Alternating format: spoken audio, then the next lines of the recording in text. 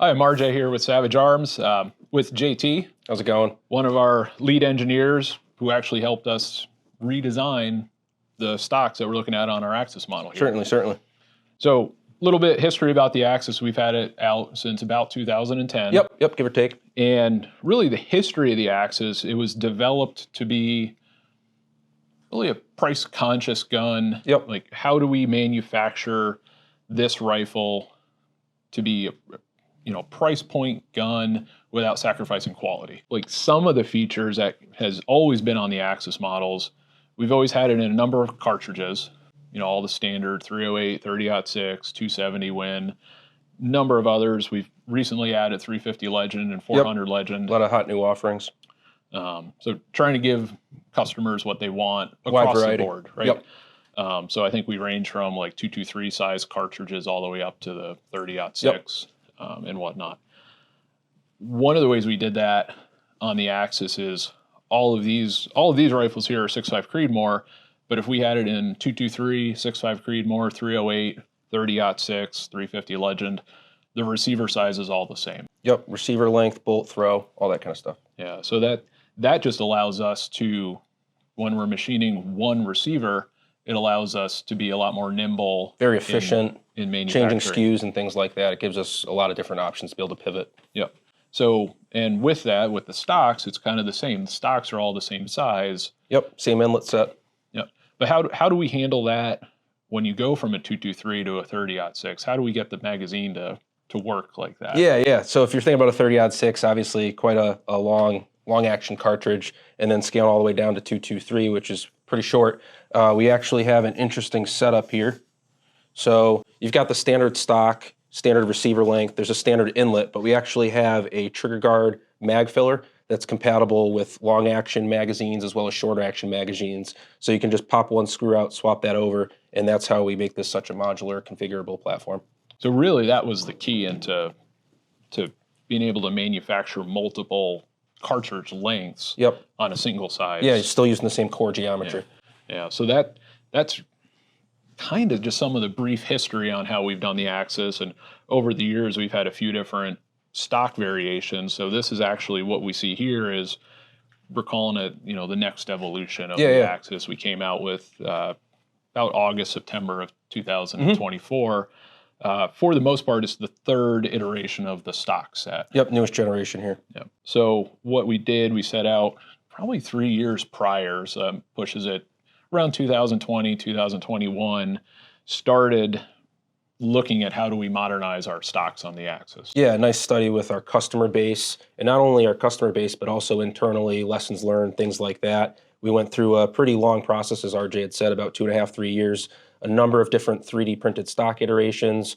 We set up some small mechanisms to study user interface with the rifle and stock in terms of length of pull, comb height, grip, and some of those things that we can get into detail on. I remember at one of the National Rifle Association annual meetings, we were trying to get folks to come to the booth, and we were measuring their length of pull, collecting data and stuff like that. Correct. So we were getting children, adults, young, old, tall, short, long arms, short arms, and I think we talked to 500 or so people and worked out like what the average length of pull that would get us for what we consider our full-size stocks, and then also our compact stocks, which are about an inch shorter.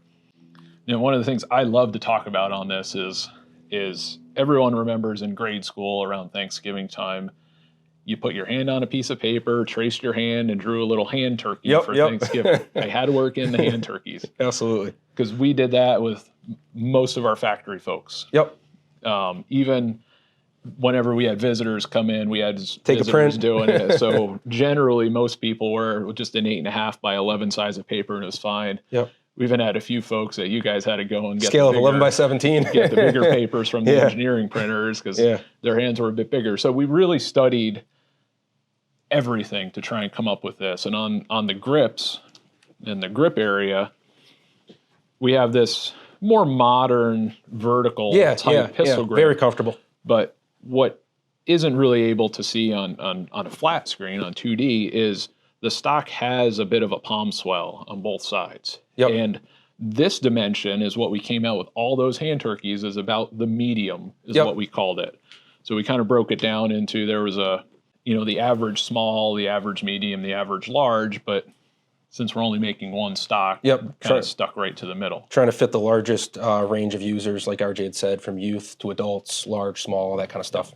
Yeah. So JT mentioned we 3D printed a bunch of these stocks in the development. And, again, as we're getting closer to bringing it to market, we're showing some people behind closed doors, and everyone that felt it was like, this is awesome. Really solid. And whatnot. And, that just goes to the ergonomics. Some of the other things we baked into here, one of the criticisms of previous Axis stocks were they felt very flimsy, lacking rigidity in some regards. Correct. Yeah. Because at the end of the day, it's a synthetic stock. There's lots of folks that like a traditional wood stock, or some of the modern composites, the carbon fiber, Kevlar, or like our 110 Accu stocks that have the full length bedding rail in there. Aluminum internally. The upside of those is they're very rigid, but there's a cost associated with it. And potentially weight and things like that at play as well. Correct. So, sticking with that idea on the Axis, we really beefed up the internal structure of how the stock is molded. And the stock weighs a little bit more. However, it's much more rigid. Significantly more rigid. Just doing some testing and stuff like that, where we heated up stocks, cooled them, and did like kind of flexural testing and stuff like that. Really substantial gain in rigidity. The barrel channel internal ribbing, and that really gives you that strength up front in the forend. The ribbing is 2x thicker in some areas, as well as the barrel channel walls to give you a nice sturdy platform when you have a bipod mounted. Nice. Yeah, because that was one of the criticisms, especially when you put a bipod on there. When you're really loading that bipod into something, the stock would flex a little bit. So adding that ribbing in there was great. You see all these guns here we have mounted up with the Savage sling stud mount bipods, and most bipods mount to a sling stud that are on traditional hunting guns. Common setups. So on the Axis stock, one of the ways we've done that, the standard sling studs are still visible. They're recessed because it gives a nice clean appearance. Most bipods will mount to that, but the Savage ones, we actually have a location where you can mount a second stud, and that's what we've done on here. We drill out the stock. Just take off 2 screws, front and rear action, pop your stock off, flip it over, and about 2 to 3 inches back from the front swivel stud hole location, you'll find just a cylindrical plastic post inside the stock that you can just come in with a standard drill bit, punch that out, and install an off-the-shelf swivel stud. And then that allows you to also still have your traditional sling studs there to still have that attachment point. Carry it that way. So again, trying to listen to consumers and give you every option that's out there. So on the new redesign Axis, the other big difference aside from the stock is the bolt handles. So on these guys, and just talking variations too, right? So we've got a couple of our Axis 2 Pro models here. We have one of our left-handed models. The Axis are almost 100% of it, or really are 100% available left and right-handed. Very versatile model. Which you really enjoy, being a left-handed Being a lefty, being the odd one out. So, we do them all in left, and then up in the back here, we do have a wood stock version, which traditionally wood stocks, you're kind of restricted in the shape and contour historically, but with this one, we literally did a full-blown one-for-one, starting with the 3D CAD for the synthetic, carrying that over, working closely with the wood stock supplier over like a 6 to 8 month period, and really went through the fine-tuned details to make it look and feel just like the synthetic model. So which is great, because again, goes to all the work we did with the ergonomics and understanding how these stocks will fit the different users. Having a wood stock that's identical just makes sense. No compromise. It's all there for you. So I skipped ahead a little bit, so we'll go back to the bolt handles here now. One of the things we wanted to change on the bolt handle is just how it felt. Get a little more leverage on that bolt handle, make it a little bit longer. What we learned in doing this, what someone can draw on a computer doesn't always feel right. It doesn't translate right to your hand or when you're in actual real use scenarios. So with these bolt handles, what we finally settled on was actually one of the bolt handles that personally, when I looked at it on the screen, was like, I'm not sure how that's going to feel or whatnot. But we've already talked about 3D printing in the stocks. We 3D printed 20, 25 different iterations of it? Correct. So we had all these bolt handles that we attached to bolts, and actually we're putting them in rifles so we could really feel and see what they look like, as opposed to, oh, I think this is going to work, kind of deal.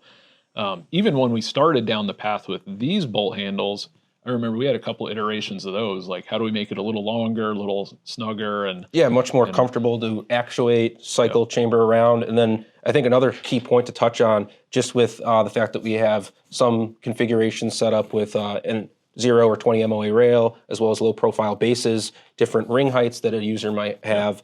Really trying to optimize the clearance for your hand, whether you have a small hand, big hand, to be able to cycle your bolt easily with a scope mounted, obviously. Yeah. So again, trying to fit the function of the firearm to what the user is using. Yep. Again, trying different scopes. We have, these two packages here, actually, they'll be our XP packages that come with factory mounted scopes, but when you get to the pro models that don't come with the scopes, someone could be putting a different size scope on that we may not be used large to. Large tube size. Correct. So we tried to account for that across the board.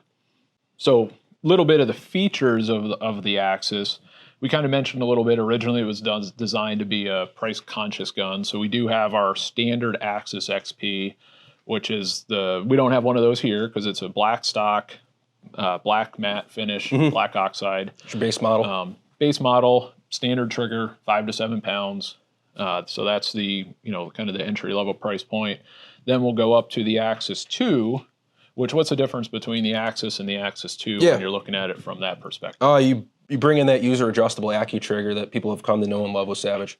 Yeah, so the Accu trigger is 20-plus years old at this point. Everyone that generally tries one out is like, that's a great factory trigger, and adjustability is the big key there. Light, crisp, and still obviously very safe. Yeah, so on the Axis, it gets down to about 2.5 pounds. So 2.5 pounds is a fairly light, crisp trigger for especially for hunting applications. Yeah. So when we get into the Axis 2s, that's when we start getting into some of the color variations on the stock. So we'll do a gray, then an OD green. Again, we have the gray left-hand version here. So again, all these are available wide variety. on left-hand. That's where we also pull in the hardwood stock, so you get that classic wood stock with the blued steel. Again, that's the old school. The old school way. Still right hand, left hand there as well. And then we get to these guys in the front. So this is really the first time we've had an Axis model that's cataloged, we'll call it, with camouflage on the stocks and cerakote on the entire action. Throwing a lot of different offerings and features into it. Yeah, so these guys are our Axis 2 Pro. In particular, we've got the Western in the front and the Woodland in the back. We do have a few other camo patterns that are now available, the SP Forest camo. Very neat offering. And just some variations on them. But at its core, the Pro models are still Axis 2s with the adjustable Accu trigger. Mentioned it's a custom gunmetal bronze cerakote that coats the entire action. So cerakotes, most folks in the gun industry are going to know what cerakote is. It's a ceramic coating that really seals out the elements. So we've had some shoots where we'll come home from a shoot and not be the greatest about taking our guns out and unpacking them. And if there's a little bit of wetness, some rain, some mud, dirt, all that stuff, it gets in there, and you want to protect, keep your rifle protected. Yeah, the Cerakote really keeps it protected from the elements. Black oxide does a good job, but Cerakote's just that next tier up, the next level up. So just once again, just stressing that these are so feature packed, covering left hand, right hand, standard length stock, compact length stock, just a number of different features that we're throwing at you with this next generation of the Axis that we're bringing you guys. Yeah. Thanks for taking the time and going through this with us. Absolutely.